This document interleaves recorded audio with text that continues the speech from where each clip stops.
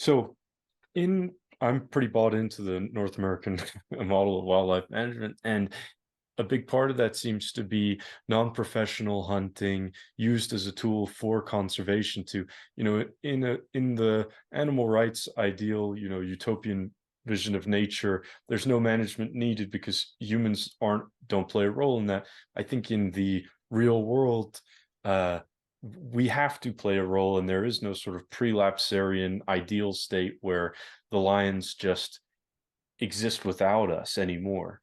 And a lot of your book is sort of navigating that Mhm. conflict. Is uh, non-professional hunting a tool for conservation of lions?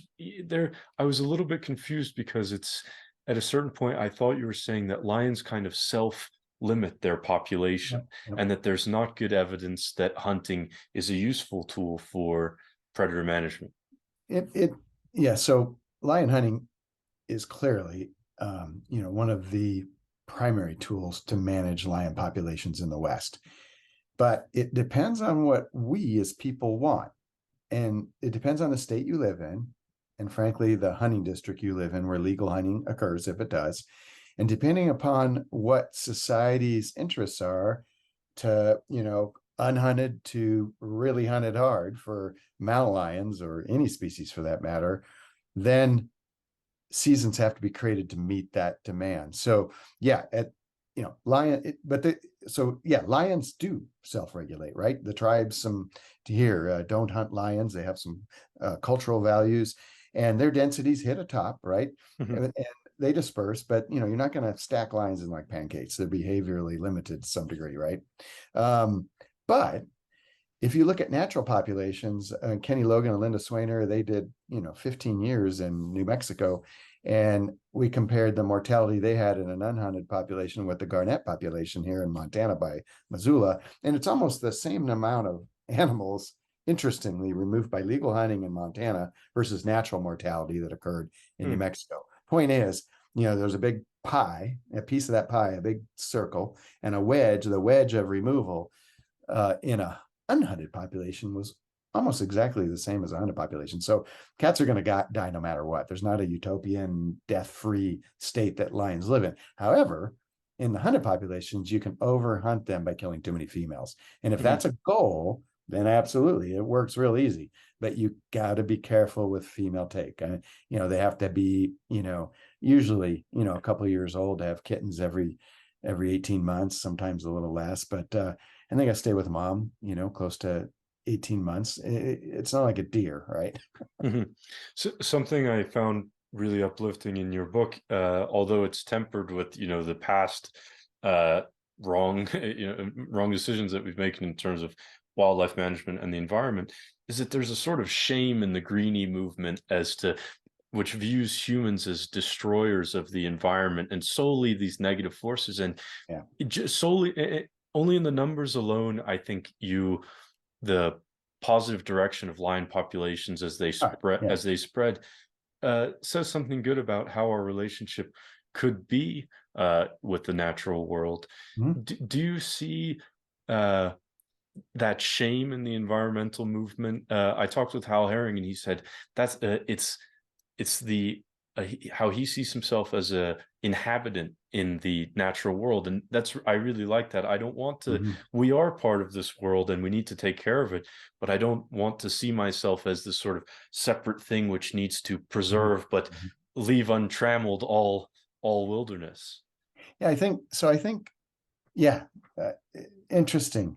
A lot of folks that don't hunt. I gave talks on my book in New York and Boston, Chicago, and all over California, Seattle and Vancouver, and urban areas, right? Big cities. And it was always fun to look at the reaction when I tell them if it wasn't for hound men and hound women, hound handlers, if you will, that cats probably wouldn't even exist in some Western states and rural communities. Um, it takes a connection, whether it's for food like deer and elk, or for the skill of raising trailing hounds, which is really difficult to do, and being able to chase a lion up a mountain. And people see it in a tree. That's just the very end of a hunt. There's a lot more that goes into it, years in many cases. Um, for legal lion hunting. It takes a special bond for people to care. And I'm going to use Libby, Montana as an example. I used to, there's about 60 to 80, people with hounds that show up at meetings, sometimes more, and families. They chase those cats all winter long. Deer and elk seasons are done, but they'll chase those cats. They'll name them. They'll take photos of them. They know who has one kitten and two kittens, where an old male is, who's new in the area. They got, they live for, that's part of who they are, the fabric of their life up there in that deep snow mountain country. It takes that kind of passion to have, and they're typically conservative, rural, local, people, to show up at the Capitol and to beat back bad legislation that is poorly thought through, that wants to eliminate native carnivores, for instance, just on a knee-jerk reaction. And these are people that vote for those, many of the legislators, and they're tough. They're hardened in the mountains. Men and women and kids show up at these meetings. Through time, whether it was the elimination of bounties, whether it was the creation of quotas, whether it was making animals, mountain lions, a big game animal in the western states, it was the people that hunted them that carried the political weight to carry the day. It wasn't the green movement. Mm-hmm. In fact, I look at Houndmen are just as green as the Sierra Club. They just got different personal values. I love Depends the on the outdoors. houndsman. Yeah. And Houndmen, I use Houndmen loosely. Man, I got dear friends, and some of them are quite the characters. And Yeah. I love that. That's I had one of them tell me, if I didn't like you, Jim, I'd throw you in this lake right now at a hound trials when I was giving an update. And he's a big guy. Yeah, I'm glad to hear you say that hound hunters have played that role, because that's what, in the sort of personal histories of houndsmen, there is this belief that it was the hound hunters who in the 1960s and 70s changed from, and did you know who the Lee brothers are? They're sort of famous hound hunters from Southwest Mexico, Southwest Arizona, New Mexico. New Mexico. Yeah. Yep. And they're putting out the tapes of the interviews with Dale Lee, one of the brothers on this, and he's hunting in the 30s through the early 60s, and he kills every single thing he catches. Yeah. And that was no doubt the way that predators were managed or not managed for the first half of the 20th century. But it's my perception, and I think this is the perception amongst houndsmen, that changed, and houndsmen bought into conserving this thing that they love so much. So I'm glad to hear you affirm that is part of the story.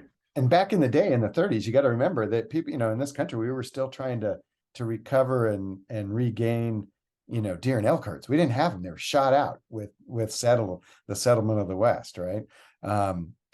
Pretty much by white pod hunters, right? There was no game laws really in some cases. So the mindset back then was, the things with teeth and claws, you take them out to get things with hooves that you can eat. And that all changed. In fact, Morris Hornacher of Idaho fame, he lives near you down the road. His research was the catalyst that all the hound clubs in the West started looking at, going, huh. And the halls of academia, rod and gun clubs, that, lions are a little different than what Morris discovered back in that Idaho wilderness. He was the first one. Lions are a little different than we thought, and we need to be a little careful here if we want to keep them around. What did he discover? That, number one, there wasn't 1,000 cats in the district, that they have home range sizes of females, 80 to 100 square miles on the large end, a male 150, that, they actually were kind of territorial. When he looked at it, the home ranges would overlap, females and males, but not all the time and not at the same time. And essentially, he figured out, we need to put a quote on here. You kill too many females, the population's gonna suffer, and your overall number's gonna go down. If you care about cats and you're a hound person, you should know that. And we've learned more. And Mark Elbrock now is probably one of the most famous lion researchers, publishers, and he's in Washington on the Olympic Cougar Project. He works for Panthera. He's got cameras out. He's taken it to a new level, and he's finding cats sharing, multiple adults sharing food on some cameras. So they're a little more social than we thought too, but you're not going to have them stacked in there like cordwood, like if you let a deer herd just grow and grow and grow. And so that changed the minds of a lot of state legislatures, state fish and wildlife commissions, that, okay, they're not going to eliminate the elk herd. They're not going to eliminate the deer herd. They have an impact, but if these hound hound men and women want them and want to pursue them, yeah, maybe we can make them a game animal and not have a bounty on them Mhm. anymore. And that was all because of hound handlers.